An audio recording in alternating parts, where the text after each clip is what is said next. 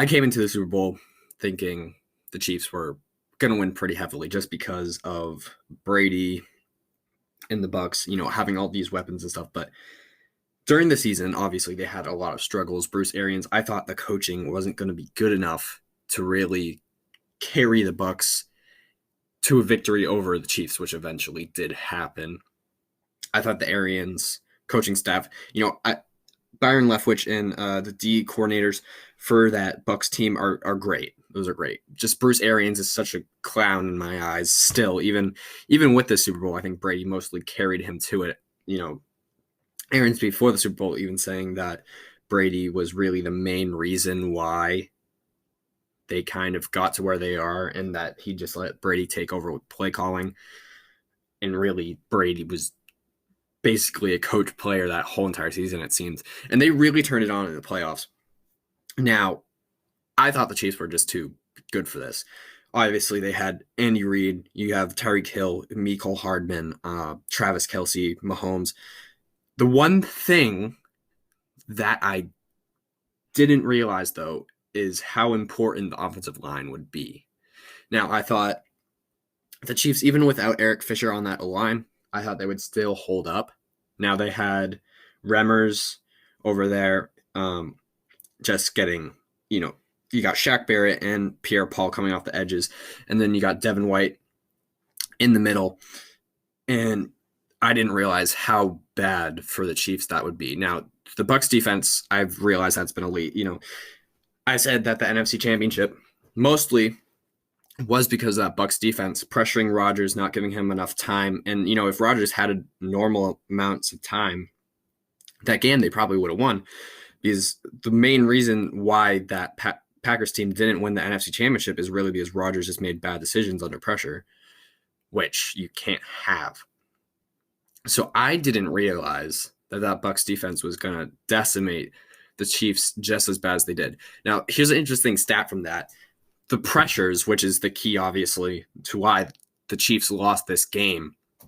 Mahomes played his heart out. You had all those. He was running every single snap, it seems. He was doing like the Josh Allen. Just he'd get the ball out. He'd throw it without looking, falling down, and he'd get it like 40 yards downfield and into the receiver's hands. Even then, the receivers just lost their hands for the first time all season, it seemed, for the Chiefs, which is just super unfortunate. But anyways, the O-line for the Chiefs couldn't hold up. The Bucs had 38 pressures, which is insane, even for the Bucs defense. The Chiefs only had 5. So that really showed that the Chiefs still have their defensive flaws that people have been talking about for a couple of years now, even though the defense did improve this year, it seemed. And I thought that would be a big part. That, last year when they were in the Super Bowl against the 49ers, I thought the Chiefs defense was going to be a big, big problem. It wasn't necessarily then. It was a little bit. But now it definitely was, which I did not expect, because this is an improved defense. You got Tyrann Mathieu and Frank Clark. Chris Jones up the middle. I thought they'd get so much more pressures than they actually did, and they just really couldn't get to Brady. Even as a pocket quarterback, Mahomes is a mobile guy. You'd think the pocket quarterback would get pressured way more, but he didn't. Only 5 pressures coming from the Chiefs. So just really unfortunate there. Anyways, some more stats from the game. Mahomes was 26 for 49, 270 yards. He had 2 interceptions. Those pressures played a big part in those interceptions. I mean, Mahomes just couldn't get it, just like Rodgers. I mean, the Bucs defense has been excellent this postseason in pressuring the quarterback and making sure that they can't get the ball out consistently, and overall just having time in the pocket to make their reads and make a good decision. Mahomes and Rodgers both didn't have that, and Mahomes certainly got the worst of it with those 2 picks, only 270, not even a touchdown. The run game for the Chiefs, though, was working. 9 carries and 64 yards, 7.1 yards per carry from Clyde Edwards-Helaire. Mahomes also, earlier in the game, was just running every play, it seemed, and that was working. But they didn't really run. Travis Kelce dropped a ton of passes, so when it was unbelievable when I saw after the game that Kelce had 10 receptions for 133. He played way worse than what his stat line would tell you. I mean, he was dropping balls all over the place, and they couldn't really just get anything done. So him being the leading receiver is just really shocking there. Chiefs only putting up 9 points also is crazy. On the other side, Brady was 21 for 29, 201, and 3 touchdowns. Very, very consistent passer. Didn't have to do a lot because that defense just set him up so well. But that got the job done, was consistent, and didn't make mistakes, and that's what you need to do in this game. I thought this would be way closer. I said before the game, if this game is going to be a blowout like it turned out to be, it'd be the Chiefs blowing out the Bucs instead of the Bucs blowing out the Chiefs just because of the offense. And I thought the Chiefs just were more consistent, better offensive coaching, and just better, not necessarily better weapons, but weapons that are playing up to their potential, if you know what I mean. Just because earlier in the season, the Bucs weapons were not playing up to their potential at all. Evans was playing well, but Gronk was playing little to no good football, besides for his blocking, which has been impactful all season. Antonio Brown was iffy all season, things like that. But they definitely overcame it this offseason and postseason, and certainly into the Super Bowl. Leonard Fournette had 16 carries for 89 yards and a touchdown. Ronald Jones also added 12 carries for 61, so the run game was there definitely for them. Gronk was a big player in this game. He had 6 receptions for 67 yards and 2 touchdowns. Gronk was all over the place. He was looking like his old self, really. He was there for Brady and was the leading receiver for this Bucs team. Then behind him was checkdowns to Leonard Fournette. He had 4 receptions for 46 yards.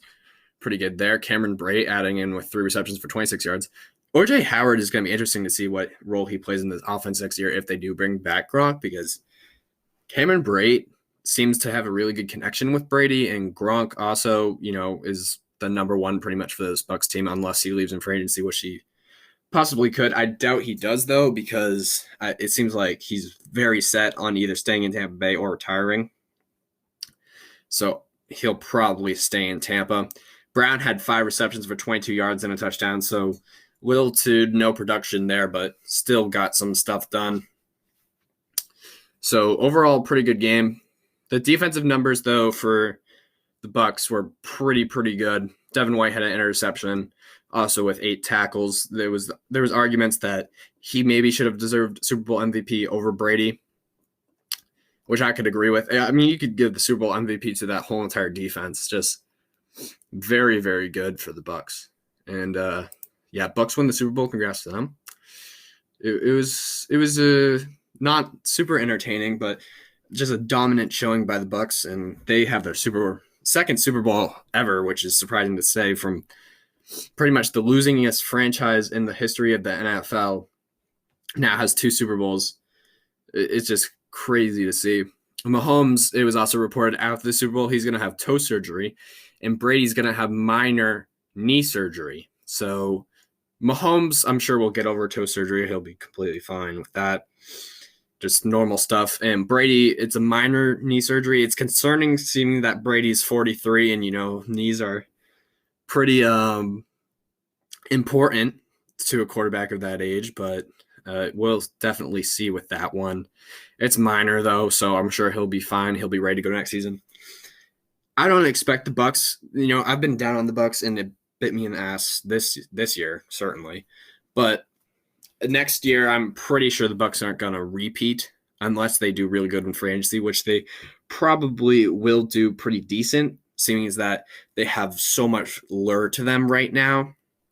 I just don't see them repeating with what's coming into the NFC